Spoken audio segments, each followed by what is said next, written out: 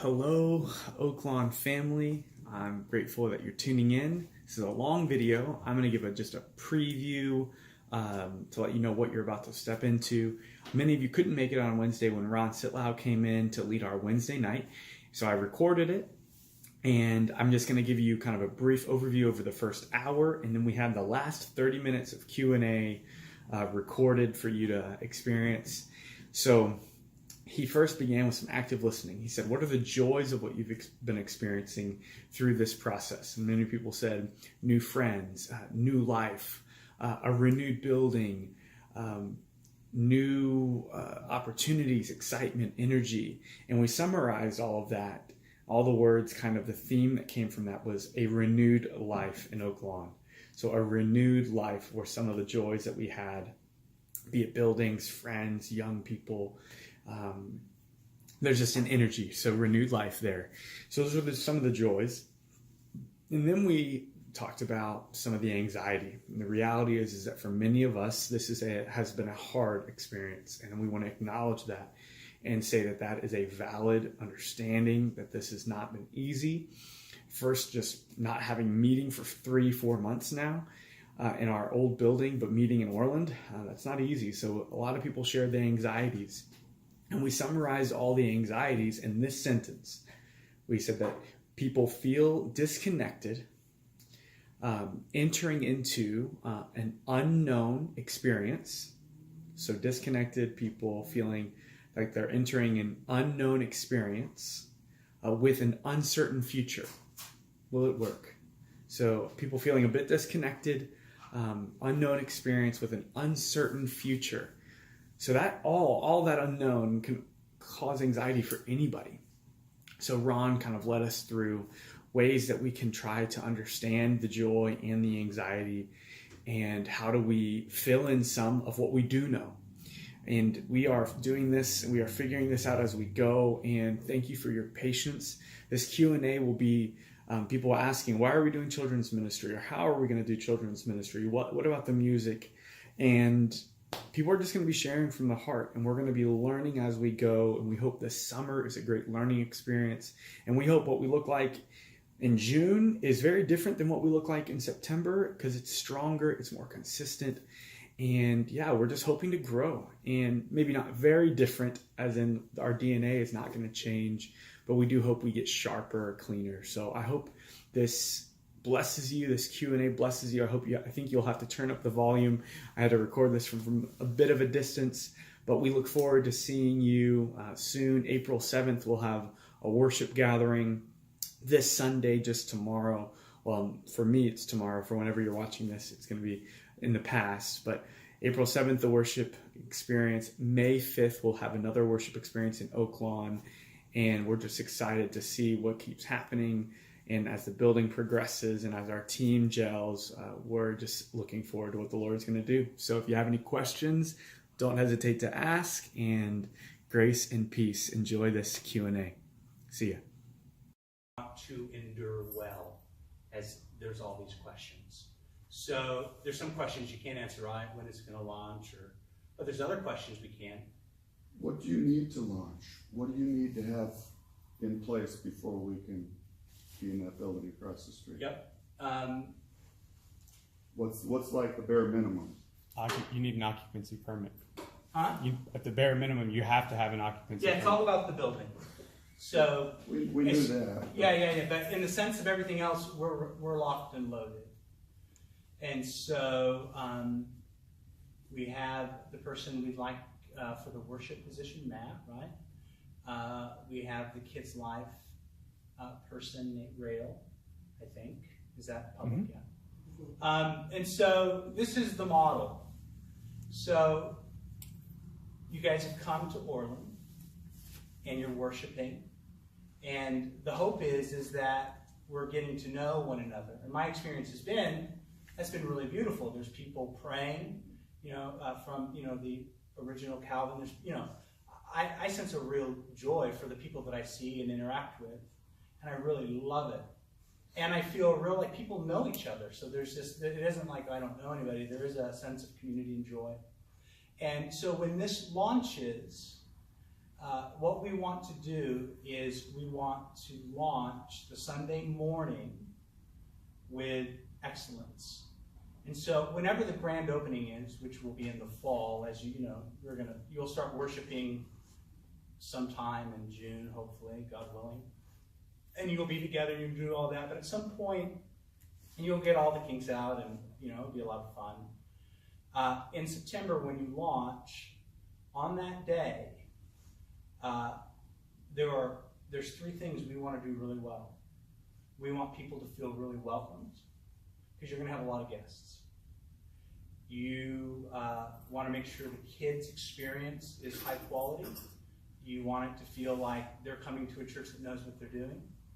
And you want the Sunday morning experience to look like, wow, they have put a lot of work into this. This is, not only do they do it well, but they want to go somewhere.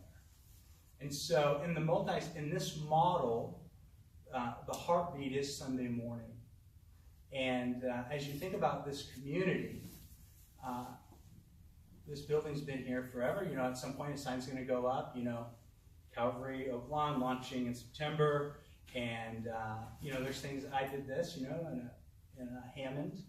And we went out, for weeks and talked to neighbors and passed out door hangers and get to know people. And then you launch. And then the heartbeat is that Sunday morning experience. And then what you want to do is that there's like two beats.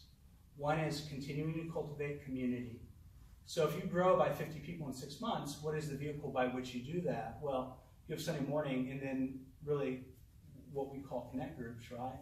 Those are built. We know how to do them. We're growing in them, and they are cultivated.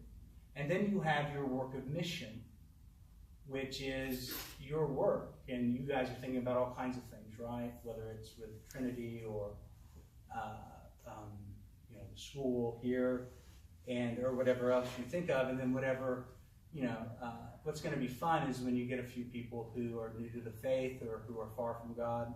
They're going to be on fire for mission. And then that's the engine. And you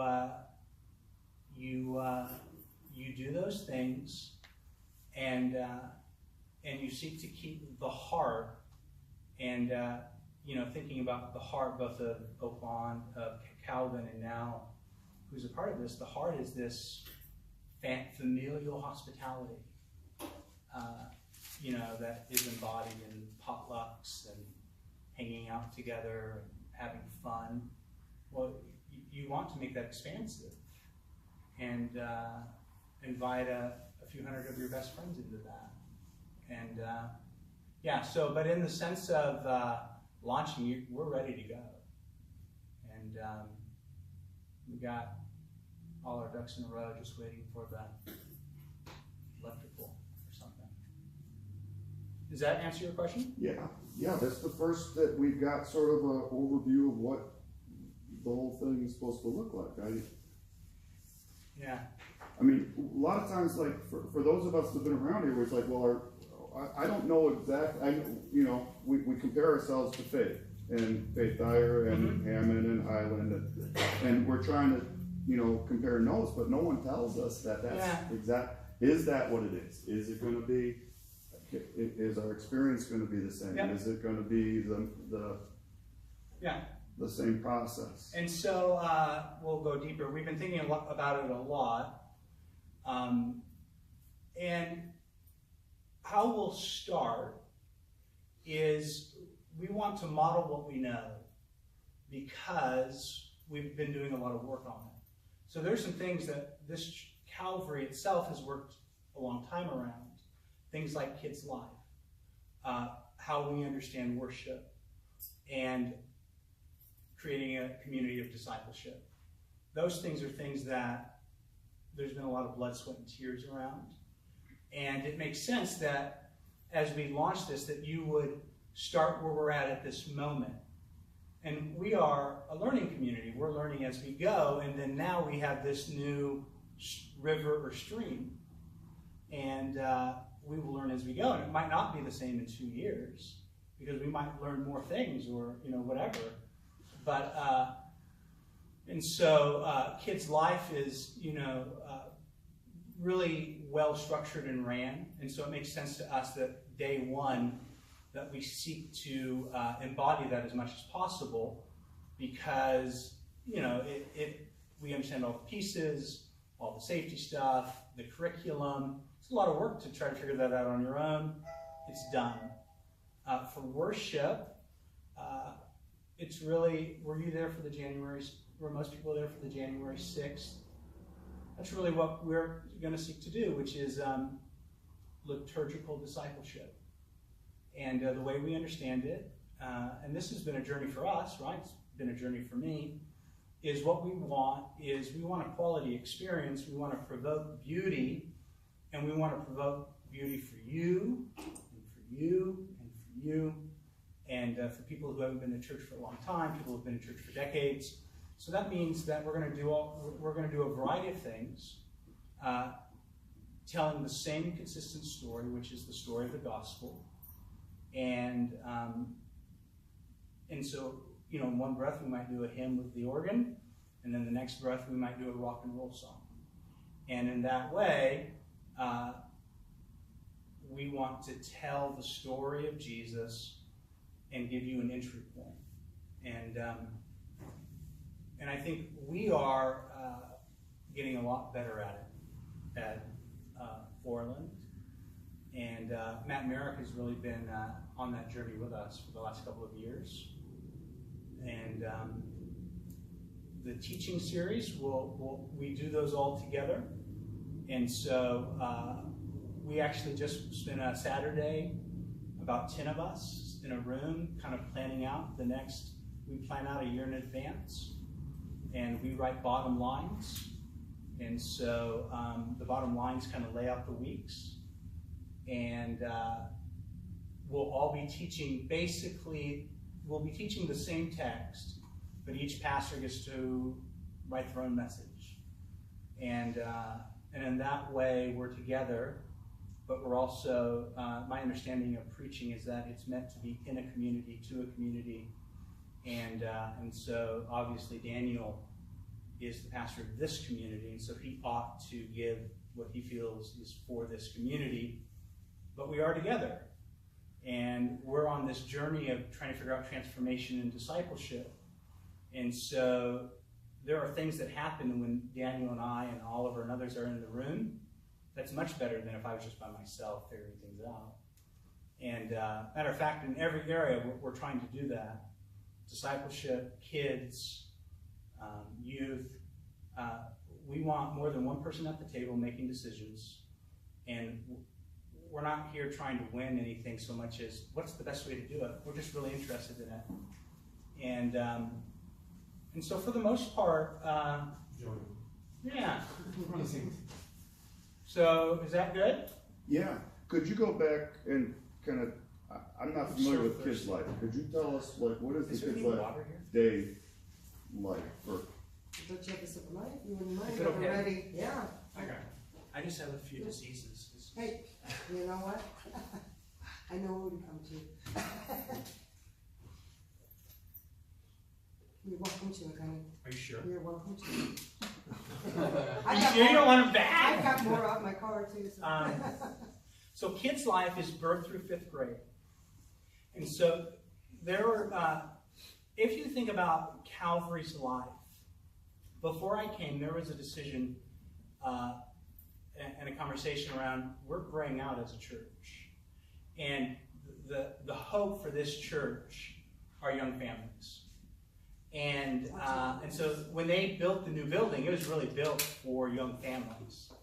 And so there was a decision that there would be a kids' worship experience for birth through 5th grade. So worship at their age level, them interacting with one another and learning the gospel and growing in faith.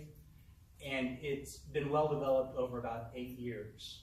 And so it really is a great experience. It's one of the primary ways in which we gain new families. And I've been the age demographic of Calvary over the last 5 years has changed dramatically. It is by far the median age is late 30s, where it was in the high 60s when I came. And that's primarily because of that community of, they're just everywhere and they just keep having children and it's wonderful. And so we think that ought to be a key part of this, because this church is built, it has a lot of space for young families. And young families will thrive in this air that you have. And so if Sunday morning is kind of like, hey, this is who we are, that's like glue, because it isn't just the kids, then the parents are deeply involved. Like, we probably have 150 families that are connected to kids' life. They're living life together, they hang out together. I mean, it is the healthiest segment of our community, because we all have kids and everything's crazy. So that's kids' life. And so it has a curriculum, they have a way of doing it, they have like a large worship time, they have small group experiences, and then a lot of those kids do like gyms and cadets, which we really have tooled to be discipleship experiences. And so we work really hard in our cadets and gyms to get these kids growing in their relationship with Jesus. I know that we all do that and those things, but we have continually kind of come around again and again to how do we help a child grow in their faith, and how do we help parents do that? And the biggest win in the last year has been the interweaving parents into the discipleship journey, not just of their kids, but having them in community, having them growing. And they have started 4 or 5 connect groups, probably 40 or 50 parents, and huge win in our mind, because Sunday morning in our world is secondary. All the money is in this. That's where everything's at. Sunday morning's great, but it's not a win in the sense of are people growing in Jesus? We know just from history in our own personal lives, we grow in Jesus when we're actually living life with one another and kind of unveiling and doing that kind of work. And the preaching of the word and worship is essential, but it's not everything. And so we're working really hard to create those spaces of community. That's good. This is good to hear, because you're already putting answers to some of those questions, which was anxiety. Now the anxiety is lowering, and this kind of communication helps, because we're all busy. Daniel's really busy, and people are busy, and then we're working on the church, but stopping and saying, hey, this is what we're looking to do is really helpful. At least for me. I don't know. I hope everyone else feels that way too. That's good. Ron, could you speak to the discomfort people feel in different styles of worship? Yeah. And how that's almost been intentional in your liturgical worship. It was on the 6th, you preached on it on the 6th, you said it really well then, and really close that. Yeah. So you have to, so our vision is transformation, right? We want everyone to experience transformation or eternal life, which is to know God and to know the Son He sent, John 17:3. Our heartbeat, or the way that we make decisions, is 1 John 2:6, which is to live the life that Jesus lived. That's what it means to be a Christian. We will know that it's a win, not for how many people come through our doors, but when people in their personal lives, in their missional lives, in their relationship with God, they start looking like Jesus. To whatever degree, we're not looking for perfection. I think we can all go a long way before we get to perfect, right? And so in that model, we have thrown out completely the idea of the seeker model. And there's a variety of reasons for it. There's so much good in it, and I'm, in some ways a product of it, and it's not like there's anything evil with it, but the basic premise of the seeker model is, hey, we're going to put on a show, and you come and you watch, and we're not going to make you uncomfortable in any way, and you can just be there as long as you want and live in anonymity, and you're going to feel good when you leave, and that's the win. Like if it's a wow, good feeling service, then we did our job. Well, it does work in one sense of creating a crowd, and crowds are good things. I mean, it's better than having nobody. But if you start off the journey as a performance and an audience, the audience never changes. They always assume that this transaction is whether or not this was a great experience. And if I don't like it, then it's not good. And that's all consumer language. It's not biblical language. You don't find that in Corinthians. Make sure that they enjoy it a lot. Instead, the language of Paul is around things like the encouragement of Christ, like the use of the gifts. Colossians, sing a hymn, sing a new song, sing a spiritual song. Make sure things are discernible and winsome. And so what we want to do on Sunday morning is we want to provoke, encourage, do anything we can to encourage you to continue on the journey of Jesus with Jesus or to get on it. And we don't, I'm not really interested in, and again, you think what you want, but professions are interesting, right? That's a very reformed thing. But I know a lot of people who make professions who don't live anything that they profess. I'm much more interested in people who actually lives are a mess and wouldn't even know the right way up, but they love Jesus. And so I'm really interested in that. And so we want to remove away from the idea that all you have to do is think the right things and enjoy your church service and everything's okay. Well, that's not true. It's not okay. There's serious problems when your whole life is a mess, but you know all the right doctrine, right? We all know people like that, and we have parts of ourselves like that. And so on Sunday mornings, it is a gym, not a theater. Gym is Calvin language. And everything we do is meant to either encourage you, provoke you, whatever we can do to help you in your journey with Jesus. And so things like, I didn't like that, is actually a powerful moment in discipleship. Because it's like, wow, what is that? What wasn't there to like? Was it theologically off? Was it, just unintelligible? Or is there something else going on? Is it a feeling of loss? Well, that's interesting, right? Those are all spaces of discipleship. They're not bad spaces at all. They're beautiful. And we don't want to, have every experience be a loss. But we're not afraid of them in the sense of, boy, whatever we do, we got to make sure everyone feels great. No, that's just life. And liturgy is life, death, and resurrection, right? And so we're going to do that. And we're serious about not dumbing down messages. I just think it's silly. I don't think people are dumb. And so we talk about serious things. We're not afraid to talk about the scriptures. We love to share stories. So we're hoping to share lots of stories. We're going to share another one this weekend, and we hope Oakland will do the same. And And so we don't use the language of preference at all. It's banned from any of our meetings, leadership conversations. We want to use the language of how do we help people in their discipleship journey, either to enter into one if they don't have one, or to grow in it. And because the other language is too fraught with all kinds of things that aren't helpful, I think.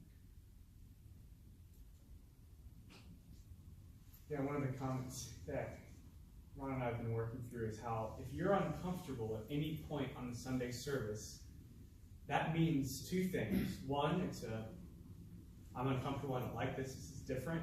And two, in that moment in the service, we're actually reaching someone that isn't you in that moment.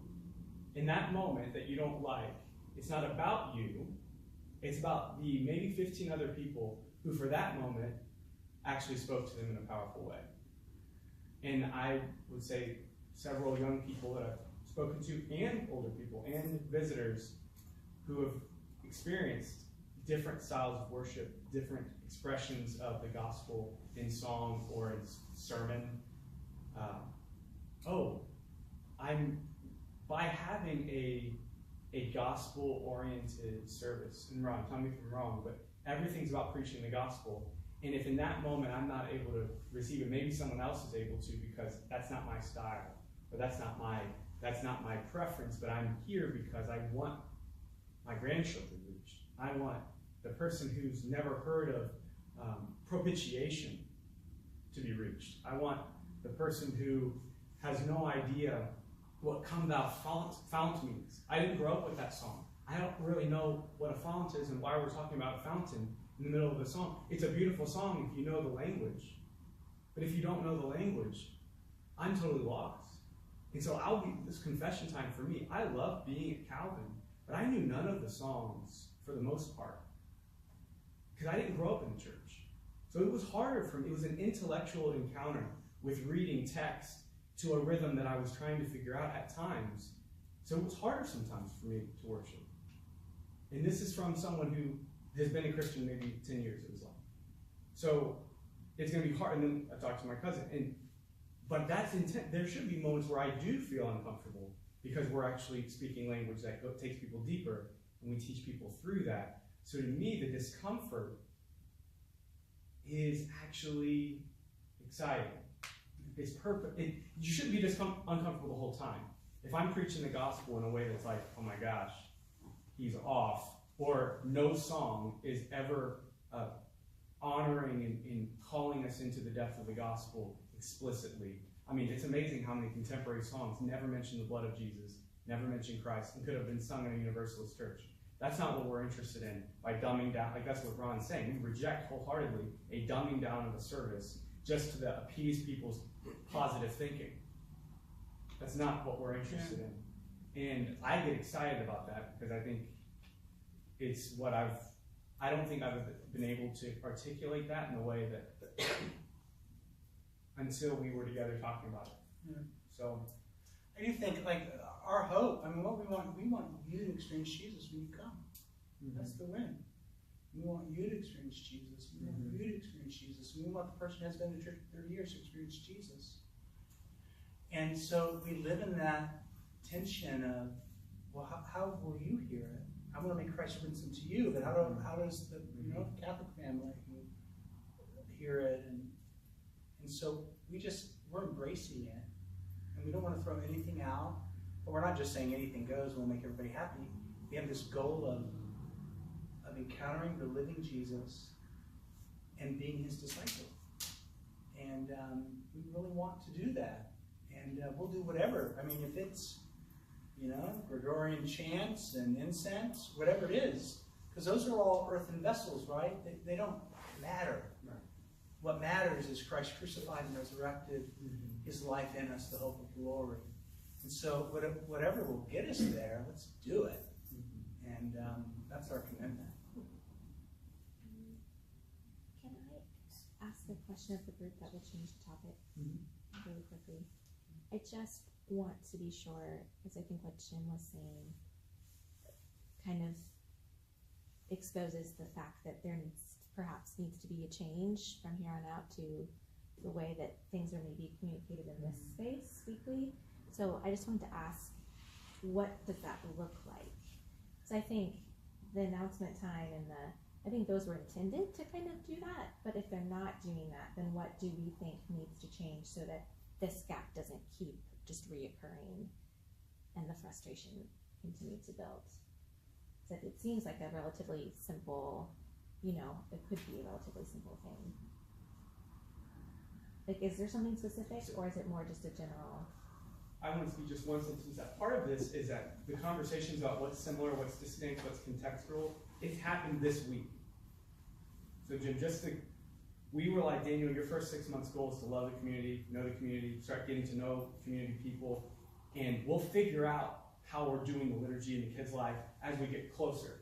So it's not like we're like, oh, whoops, we forgot to talk about it. Oh, we're now figuring out what we're going to do at 10:05. No, it's, so part of it is we couldn't have communicated this 3 weeks ago because we weren't at that point yet. And whether we were a week or two delayed or late, I mean, that's... Yeah, so the way that we do anything is, I began a conversation with Daniel a couple months ago, kept shooting it back and forth. The questions begin to have to be answered, right? What are we going to do with kids? What are we going to do on Sunday morning? And so those questions, then we have a staff team. We threw it out there and said, what are we doing? What aren't we doing? And then we threw it back to Daniel. And then I took a stab at it with my kind of experience of faith. And then we created a working document, started going around.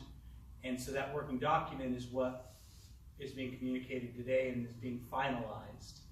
And I think in the next week or two, I want to run it around a few more groups, but it will be finalized and be public.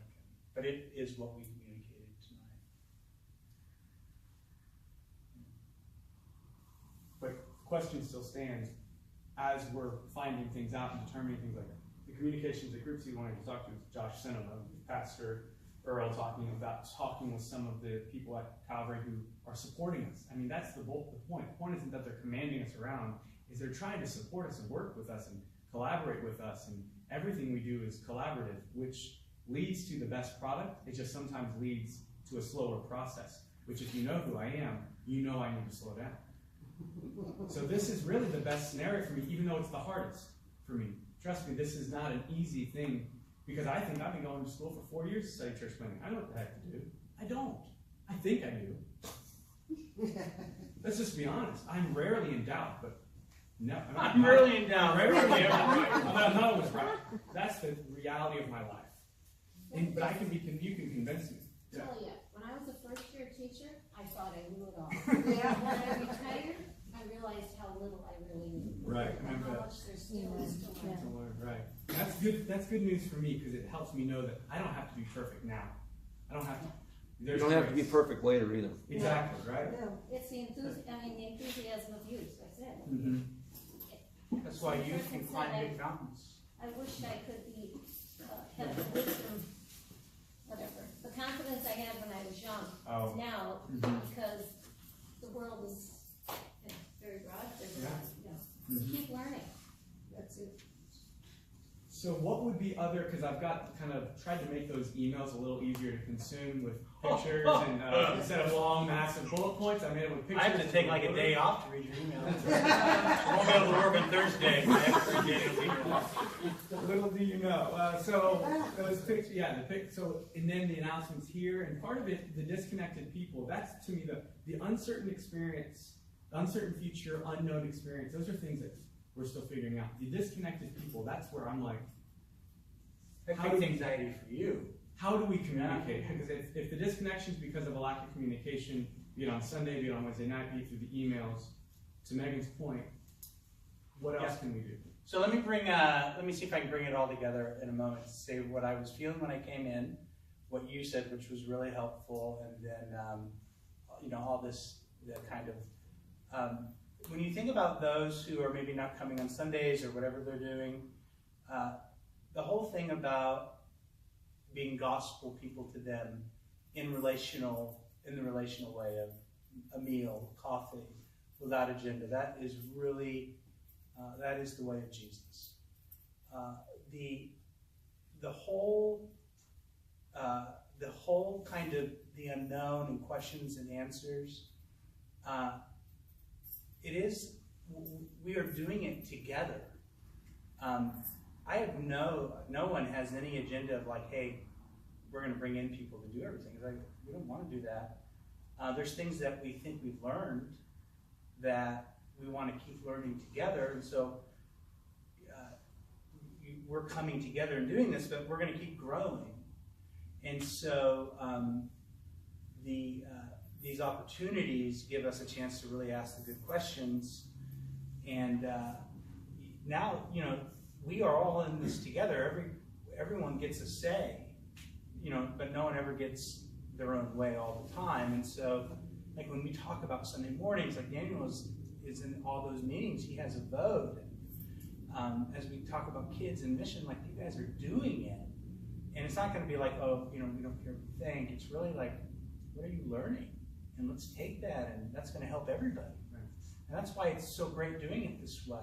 It's a totally different model of, hey, you do your thing, I'll do my thing. We'll pretend to like each other, when we see each other at the restaurant. So it's like, wow, what you're saying, that is really, I'm not experiencing that, but maybe that's really helpful for X, Y, or Z. And it's a little bit slower and a little bit messier, but in it, everyone gets buy-in. I'm really interested in buy-in. I want people to think it's partly mine. Like I have an owner's stake in it, and I care about that deeply. And a little bit harder to do, but it's good. Well, there's a lot of encouragement in all of this. It's hard to talk about the hard things, but you got to talk about the hard things. And there's so few people that do it all together in love, and that's a huge plus. How can we go wrong doing that? The other thing is, you do have anxiety. You guys express anxiety to those who might feel disconnected.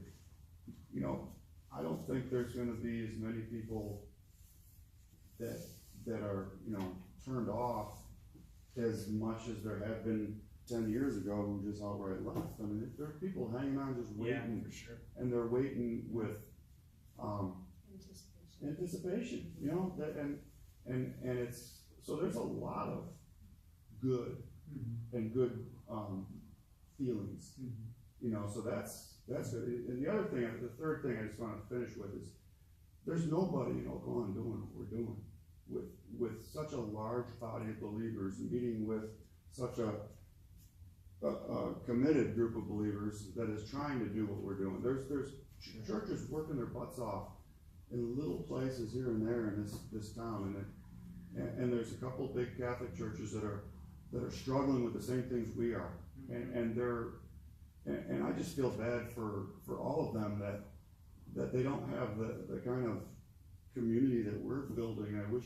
I think we should rub off on them. Yeah. Because we're all in this together. We're across the parking lot from a struggling church that we love. Those guys, we kind of look across the parking lot at each other and say, you guys, I know how you feel. Yeah.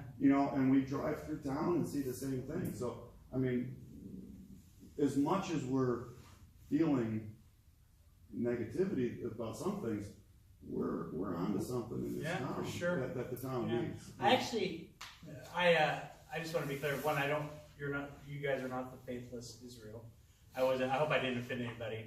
I'm always concerned with like the waiting, like the changing of the dates, is an anxiety trigger, and it's because you're trying to build momentum. I've done this. I've been part of it a few times. I did this very thing, and like the movement of that, you're trying to get, and so.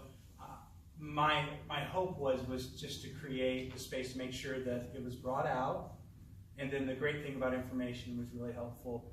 But my experience of everyone is deep joy. Like I run into people all the time. People are excited.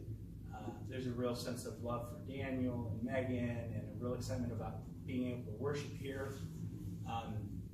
But yeah, when you don't know what you don't know, or when you can't like say, oh, this is it. It's really, it does strange things to people. It's like, it takes out all the air.